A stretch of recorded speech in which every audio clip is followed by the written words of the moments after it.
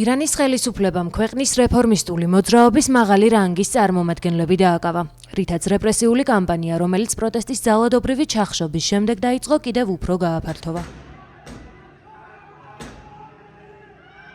უსაფრთხოების ძალების მიერ სულმცირე 4 ცნობილი რეფორმისტის დაკავების შესახებ მედია მოძრაობის შიდა წყაროებზე დაყრდნობით იუწყება.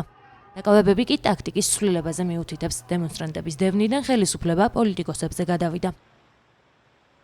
დაკავებულებს შორისაა რეფორმისტული ფრონტის ხელმძღვანელი აზარ მანსური და მოჰსენ ამინზადე დიპლომატი, რომელიც რეფორმისტი პრეზიდენტის მოჰამედ ხათამის მთავრობის წევრი იყო. დაკავებულია იბრაჰიმ ასხარზადეც, რომელმაც 1979 წელს უხელმძღვანელა თეირანში ამერიკის შეერთებული შტატების საელჩოს შტურმით დაკავებას. საელჩოს შენობაში შეჭრილი სტუდენტების მიერ თანამშრომელთა დიდი ნაწილის მძევლად აყვანას, რასაც დიპლომატიური კრიზისი მოჰყვა. მაშინ ამერიკის შეერთებული შტატების 10-ობით მოქალაქემ ტყვეობაში 444 დღე გაატარა.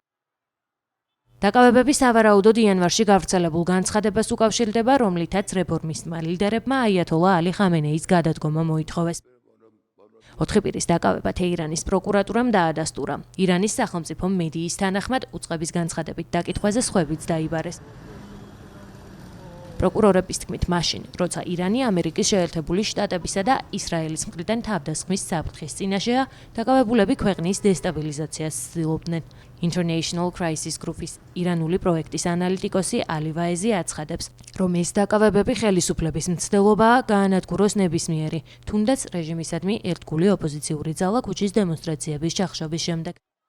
მას შემდეგ, რაც რეჟიმმა უკიდურესი სისასტიკით ჩაახშო დემონსტრაციები და სიჩუმე დაამყარა, მან ყურადღებას შიგნით გადაიტანა და მზერა საკუთარ ლოიალურ ოპოზიციას მიაპყრო, წერს ვაეზი. ბუნდოვანია აქვთ თუ არა რეფორმისტებს საზოგადოების მხარდაჭერა. სიკვდილი ხამენეის ეს ჩახშობილი პროტესტის ლოზუნგი იყო. აქციებზე დემონსტრანტები მხარდაჭერას გამოხატავდნენ ირანის ემიგრაციაში მყოფი მემკვიდრე პრინცის რეზა ფაჰლევის მიმართ, რითაც როგორც გამოჩნდა, ისლამურ რესპუბლიკაში მოქმედ ყველა პოლიტიკურ ძალას, მათ შორის რეფორმისტებსაც უარყოფდნენ.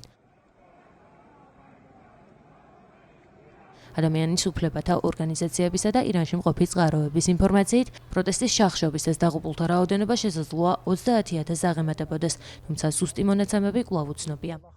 დაკავებულია 10,000-ობით პირი.